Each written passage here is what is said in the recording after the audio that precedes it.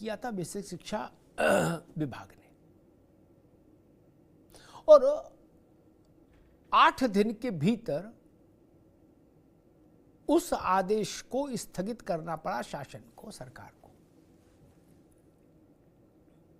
प्रदेश भर के 6 लाख से ज्यादा अध्यापक जो इससे प्रभावित थे,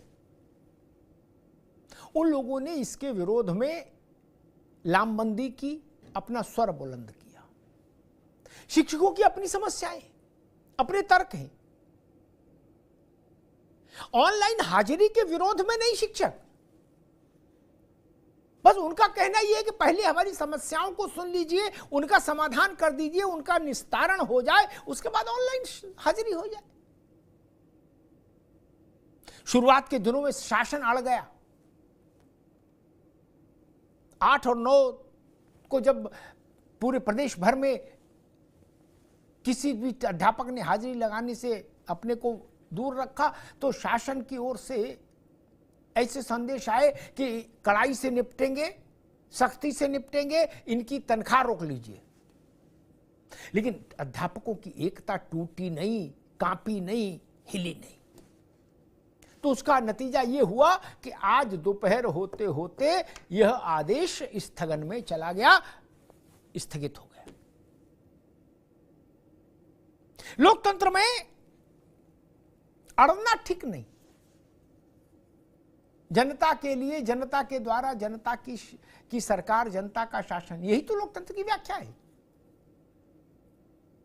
6 लाख लोग जिस फैसले से प्रभावित हो रहे हैं, उस फैसले को करने से पहले इन 6 लाख लोगों के प्रतिनिधियों से बातचीत क्यों नहीं हुई?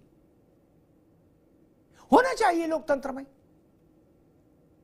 और अगर बातचीत हो गई होती तो यह फैसला नहीं आता, और अगर फैसला आता तो इससे पहले अध्यापकों की समस्याओं का निस्तारण हो गया होता।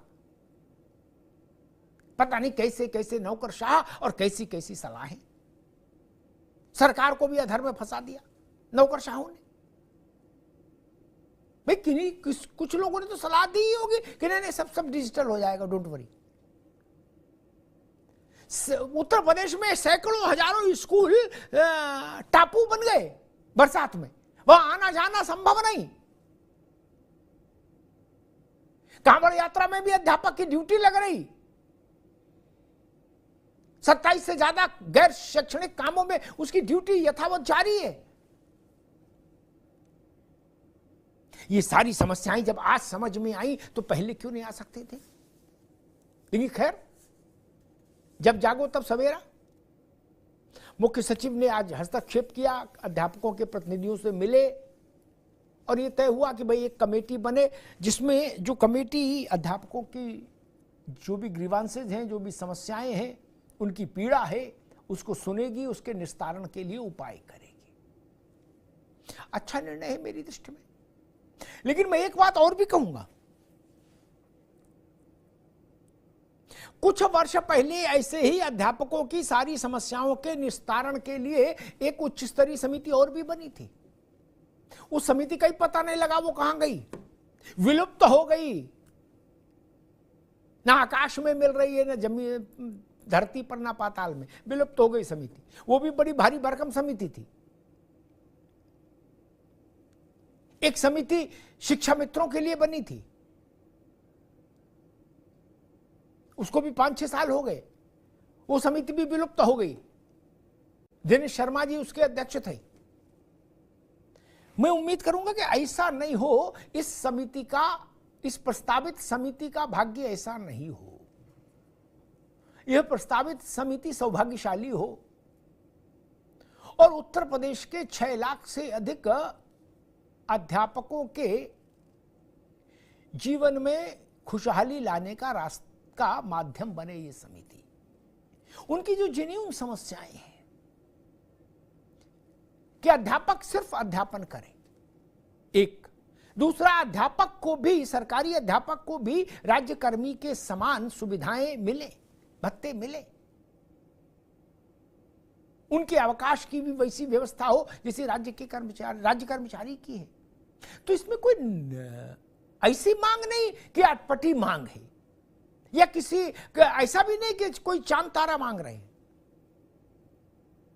उम्मीद करते हैं कि दोबारा से डिजिटल अटेंडेंस की ओर लौटने से पहले शासन अध्यापकों की इन समस्याओं का निस्तारण जरूर करेगा, क्योंकि राजनीतिक तौर पर भी देखिए तो 6 लाख अध्यापकों का विरोध किसी भी सरकार के लिए राजनीतिक तौर पर बहुत भारी साबित होता है।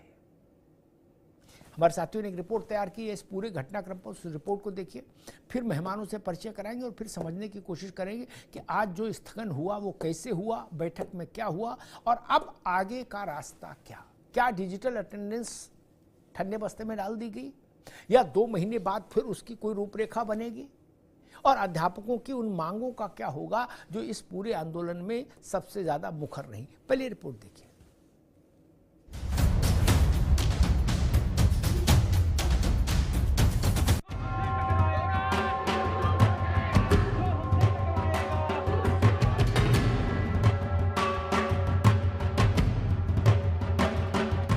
ऑनलाइन अटेंडेंस को लेकर बीते 1 सप्ताह से चल रहा शिक्षक बनाम सरकार वाला संग्राम कई दिनों की महाभारत के बाद मंगलवार को उस मोड़ पर आ पहुंचा जब सरकार ने इस आदेश को स्थगित करने का फैसला किया।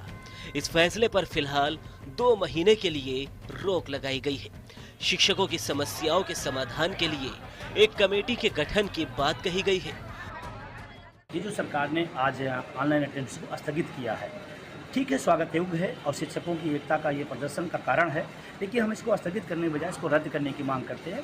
और मेन चीज़ जो शिक्षकों के, अनुदेशकों की, शिक्षा मित्रों की जो मौलिक समस्याएं हैं उसका समाधान होना चाहिए। सिर्फ इतना बड़ा 6 लाख शिक्षक सड़कों पर पिछले काफ़ी दिनों से इसलिए नहीं था। इस नई वीडियो में ये वीडियो आप सभी शिक्षा मित्र साथियों के लिए बेहद ही महत्वपूर्ण होने वाली है।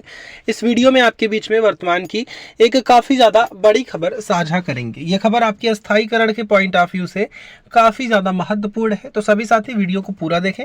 चैनल को अभी तक आपने सब्सक्राइब नहीं किया है तो तुरंत ही इसे सब्सक्राइब भी कर लें। अब चलते हैं अपडेट पर, ताकि वो स्थगन हो जाए। दरअसल सूबे के बेसिक शिक्षा विभाग ने बीते 8 जुलाई से शिक्षकों के लिए डिजिटल हाजिरी का आदेश जारी किया था। इस आदेश के खिलाफ करीब 6 लाख शिक्षकों ने हल्ला बोल कर दिया। सरकार, शिक्षा विभाग की तमाम कोशिश और कवायद के बाद भी शिक्षक अपनी बात पर अड़े रहे।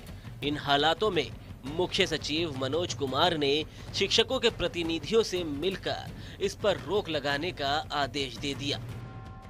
ऑनलाइन अटेंडेंस का ना तो विरोध था, ना इसके स्थगन की मांग थी। हमारी प्रमुख रूप से 4 मांगे थी जिनको शासन पूर्ण कर दे।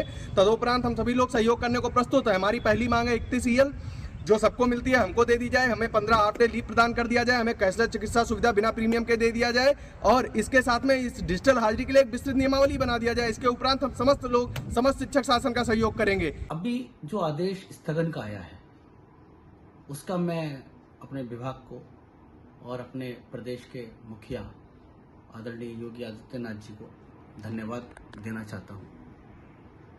ये स्थगन आदेश उन्होंने दिया है, लेकिन जब तक हमारी मूलभूत सुविधाएं ऑनलाइन अटेंडेंस को देने के लिए जो हमें पूरा परिवेश चाहिए, जो हमें सुविधाएं चाहिए, विद्यालय में मूलभूत सुविधाएं चाहिए, वो नहीं मिल जाती।